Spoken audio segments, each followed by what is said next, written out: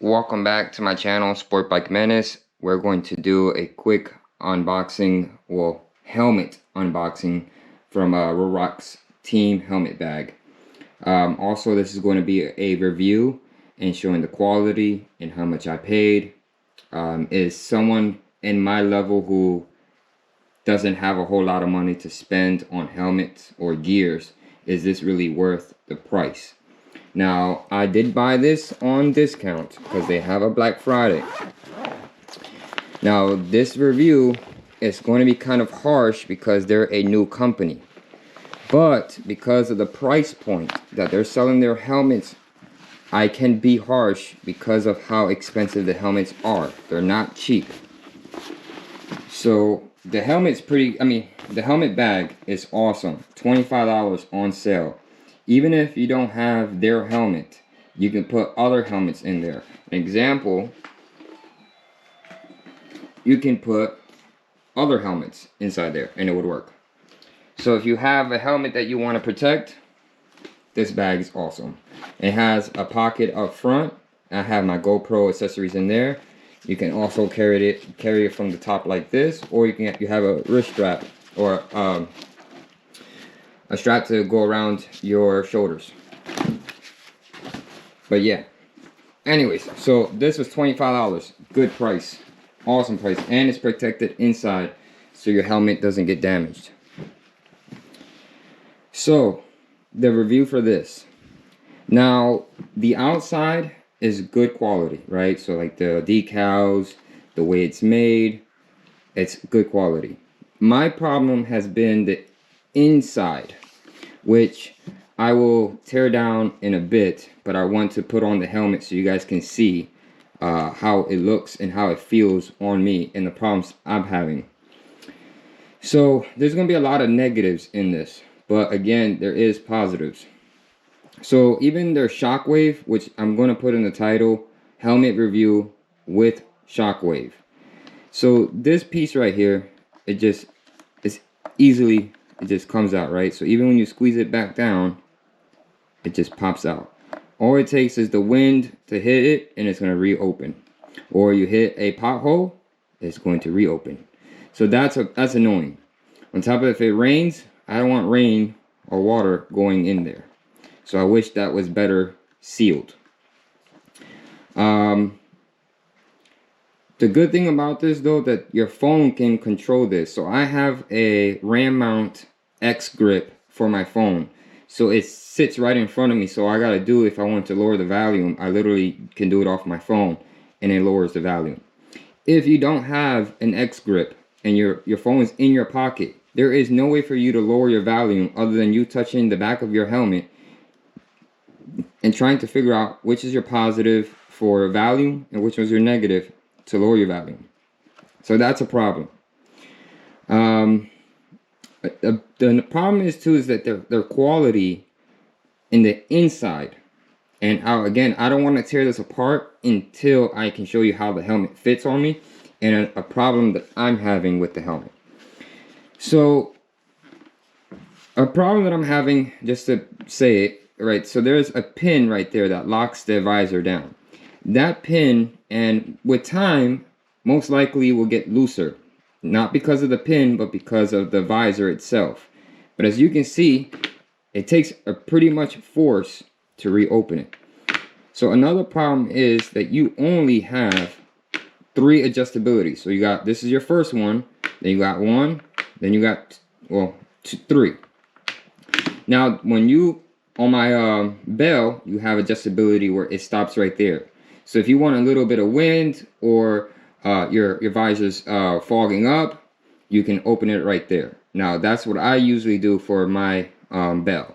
I don't really ride like this with my visor all the way open. That's just me. So if other people it might not bother, but for me it does. But the biggest problem is not that. It's that this pin is too hard to open. You literally gotta pull out and then up. If you try to pull straight up, you're gonna have more problems with that. So that's one thing I don't like. So again, the problems that I'm having are inside that are the worst. The quality of their stuff is, sorry to say, is garbage. All this stuff is easily comes out, which, yes, fine and dandy, I get it. It's for the EMS to pull it out, but it becomes a problem for the user, so the operator who's going to be putting this helmet on and taking it off. I don't want to constantly feel like I gotta push all this stuff in, and just with trying to push it in, it already came out. So it comes out too easily. And then this back piece, literally, I don't know if I got it in frame. This back piece moves. So when you put your helmet on, it's literally going to drag. And just with that, okay, the pin didn't come out. There's a pin there, and there's a pin there that holds this back piece. But when you put your head inside, it's dragging that piece down. Let me see if I can catch it in frame. But yeah, see, just with that force, I already pushed out the pin, which I didn't want to do. So they have a lot of fixing to do. And again, it's not the outside, it's the inside that's giving me the most problems, right? Like the things I don't like. Another thing is that this vent, right? I don't mind the nose vent, but the mechanicals is underneath. So you got to go underneath your chin mount, or underneath your chin, to open and close the vent. Another problem is your ventilation. But I'm gonna close that up. So these cannot close. None of yours can close. So to give an example,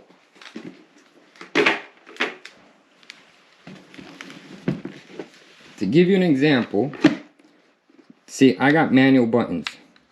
See, they open and close. I know that they was going for a clean look, that you can't see no buttons, you can't see anything, it's just a clean look. I get that. But at the same time, you want to have user friendly, right? So you want to be able to open and close your vents with your gloves, without your gloves. On top of that, I have a vent right here that I can open and close. I don't gotta dig underneath my chin to open and close. So, and on top of that, I got one right here. So I got 1, 2, 3, 4 to open and close, to adjust. This one stays open no matter what. So they have vent plugs. So you go inside the helmet and you find the hose that you gotta plug up. So you gotta pay that, you gotta pay extra to block those holes. For right now, with their discount, it's $5 for those plugs.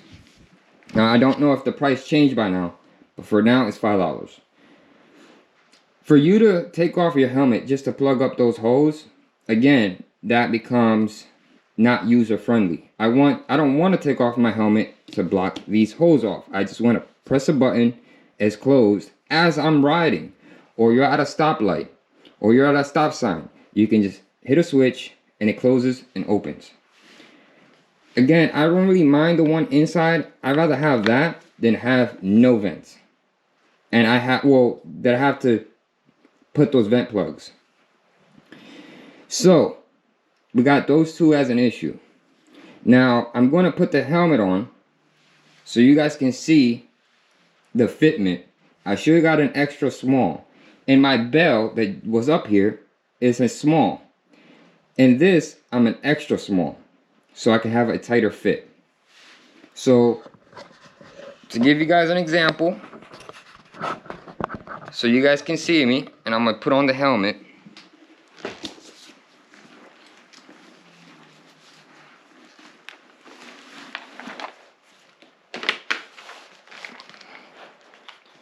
Right, so it's a decent amount of fit.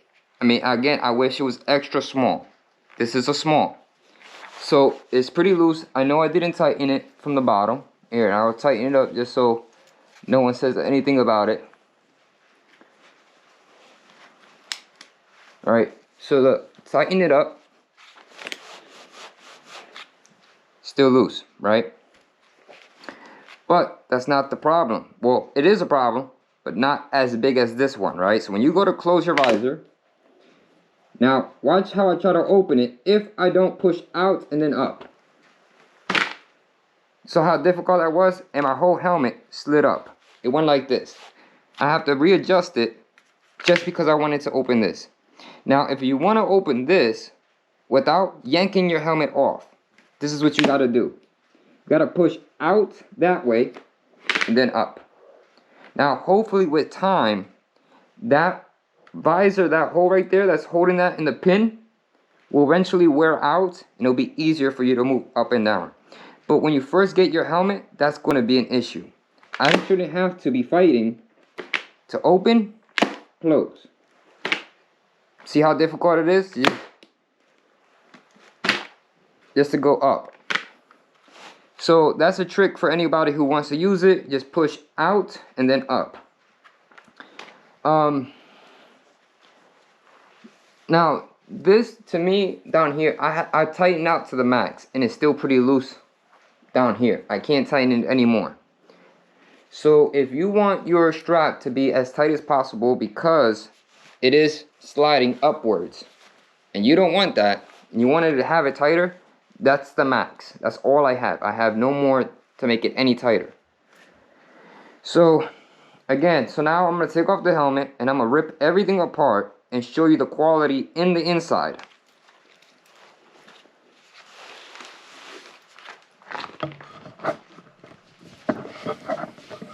So now I got to adjust the camera. Okay. So now we're going to rip everything out from the inside.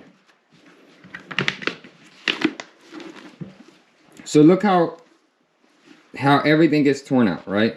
See how this part just comes right out. There's a pin right there holding that. There's two pins holding here. That comes out. Okay, so this has a pin right here in the back. Got that one out. This comes out, and there's two pins holding this. We got this out. Now, this one is at the forehead. So there's one here and then one here that comes out, right? So I pulled it out there. I don't know if you'll be able to see it. This pulls out right here. I don't know if you'll be able to see it. And then you just pull it out from the forehead. And then it comes out. So my problem is, again, it's not the inside, right? It's none of this stuff is the problem. I'll get to the Shockwave, which this thing right here is irking the crap out of me. There's a way to fix that. I just haven't gotten to it. Okay. So, again, when you go to clip this in, it has a clip right there and it has a clip right there. That's the only two clips you got. They should have had one in the middle so you can clip it and this doesn't slide down. Now, I'm not 100% sure, and I tried it to see if I can tuck it. Now, see if I can show it. I tried to see if I can tuck it right here. I don't know if you'll be able to see it. There's kind of like a wedge to where you can wedge it in. I tried it and it wasn't trying to go in. If someone else can figure it out and I was doing it wrong, then I would admit it that I did it wrong. But for now, I tried and it doesn't want to go in. And I don't want to force it and end up finding out that I broke it, right? Because it's not much that's holding on to here. Or here. And as you can see, try to zoom into it. That clip right here, this circle thing, is not that heavy duty. You can break that clip pretty easily. And on top of that, break all of this that's holding to the plastic. It's really cheap. It's like cheaply made. And then this is one of the defects that I have on my helmet. I didn't break this. It's not even broken. It looks bent. So that, I got my helmet like that. because it doesn't take no force to slide it out. So there's no way that I bent that because there's no clips. It's just to slide in. So that's one defect. And again, I'm gonna slide in. I think the manufacturer who made this stuff has poor quality control. So, see if I can find the one right here. I don't know if you can see, there's a little hair. I don't know if you're able to see it. It's right there. That's sticking up. Again, for a helmet that's $500, I should not be having problems like that. I got the helmet like this. I didn't wear it. I didn't get to ride in it. This is how I got it. And again, I'm not crapping on them so bad because they're a starting off company. But this is just an example of what to expect out of a helmet that's $500. This stuff is not cheap, right? So if it's not cheap, I'm expecting the best quality that I can get for my money. Yes, the helmet is good quality, right? The decals, the way the mechanism works, it sounds like it's very high quality.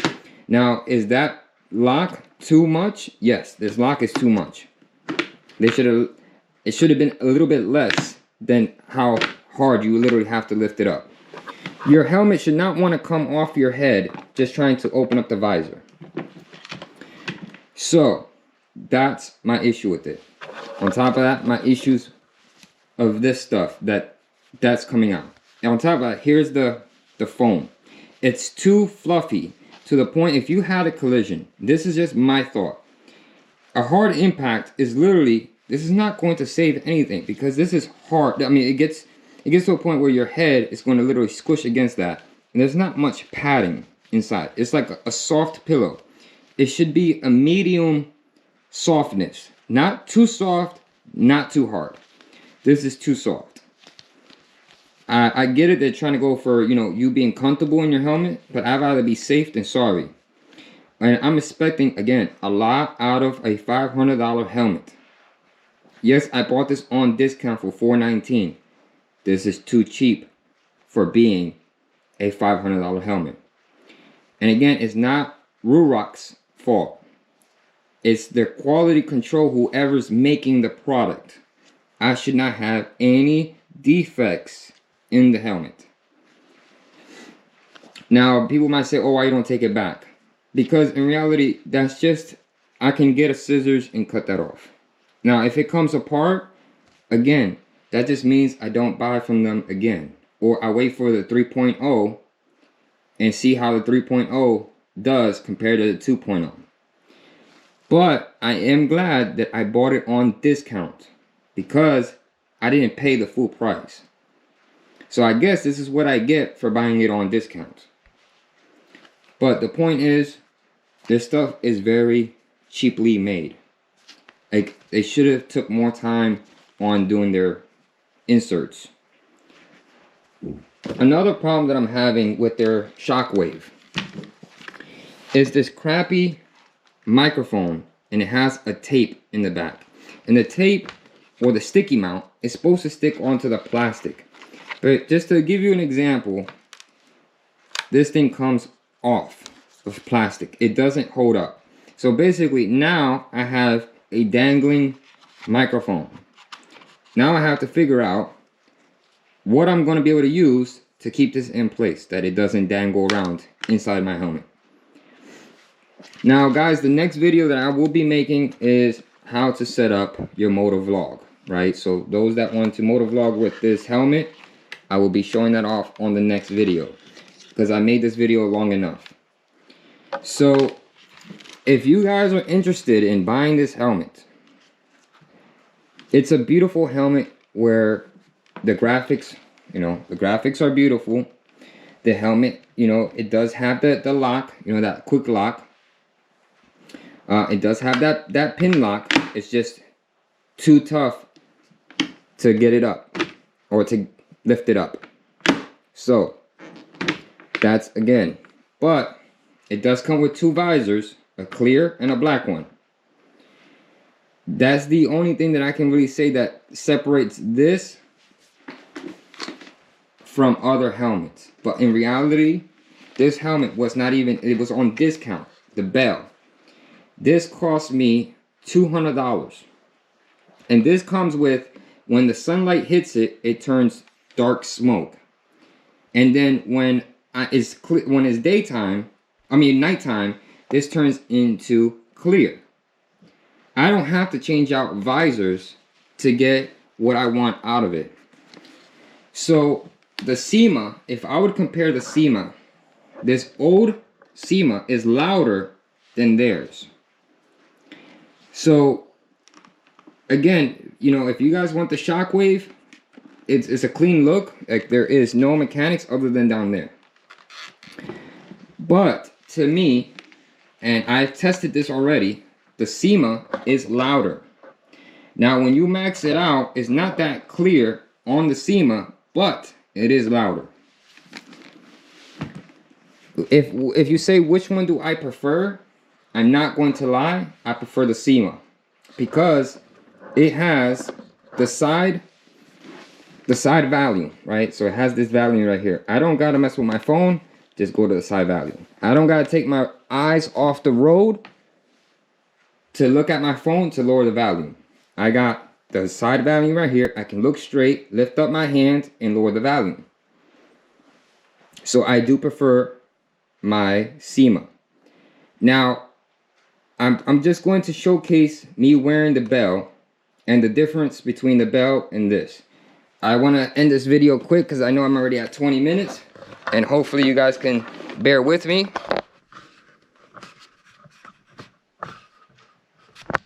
So give me just a little bit.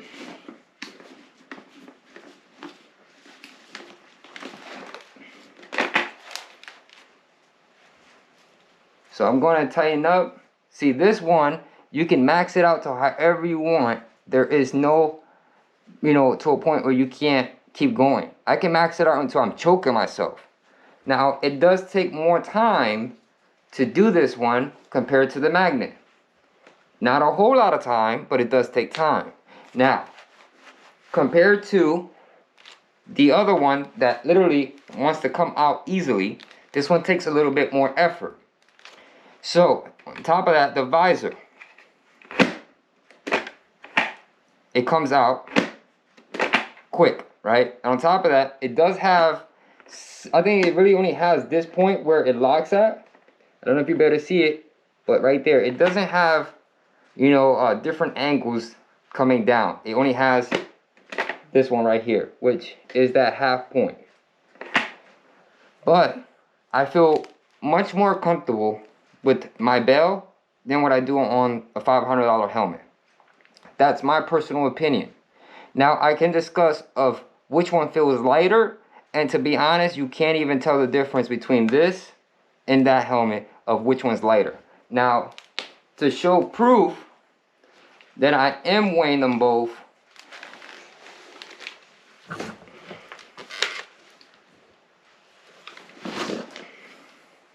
this one again doesn't have the inside stuff, right? This one does feel a little lighter. But to be honest, it's not a difference where I'm going to feel super proud of spending that kind of money. I don't know about you guys, if you guys want to spend $500 for a helmet to feel just a tiny bit lighter. For me, again, I bought it because I was looking into a helmet because I'm going racing, and they check your dates on your helmet. If your helmet's out of date, you cannot race. So I needed a new helmet. I wanted a helmet that matched my bike, and I've always wanted, and I'm not going to lie, I've always wanted this helmet. I've always wanted that decal. So I got it. I got my dream helmet. Now, do I feel it's a little bit of a letdown? Yes. But again, it's a $500 helmet. Do I feel anything towards, like, bad towards a Roku? And I'm calling them a Roku. They're not, that's not how you call them, but that's how I'm going to call them. They're a new company, right? They're just starting off. This is part 2 to their helmet, right? So when they come to part 3, part 4, part 5, and they get more used to, you know, making helmets, and their quality stays the same, now I can talk bad about their company. Bell has been making helmets for years, since I was a kid. They were making helmets for bicycles.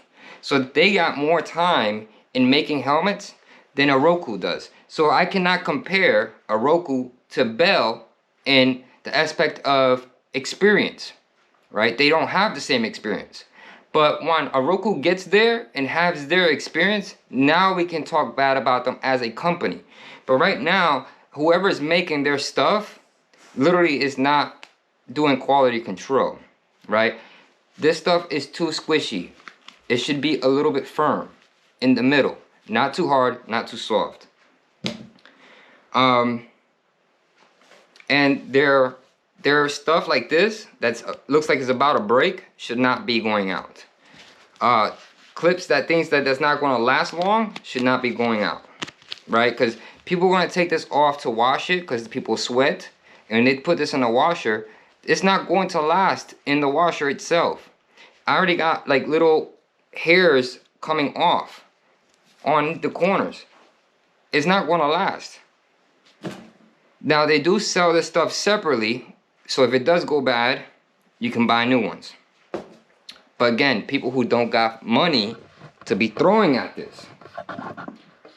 I don't got money to throw money at this. I already did the vlogging camera. I already did the Shockwave. I did the pin lock. So that goes in here. I already did that. I don't want to spend more money into a helmet that already cost me $419 and would have cost me $500. So again, if this is something you guys want to get into, I'm just letting you guys know the positives and the negatives. Yes, it might seem that there's a lot of negatives, but there is good things about this helmet. It has crazy graphics. It has that magnet that goes in there that can hold in place. It's a quick release and quick attach.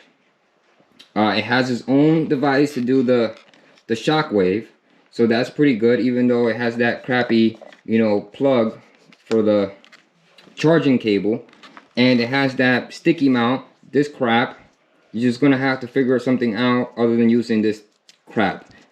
And for now, it's just gonna have to be dangling in there until you find something better. But alright guys, I've talked long enough. I hope I was able to help you decide if you want the helmet or you don't want the helmet. Everyone ride safe, stay safe, and I'll catch you guys on the next one.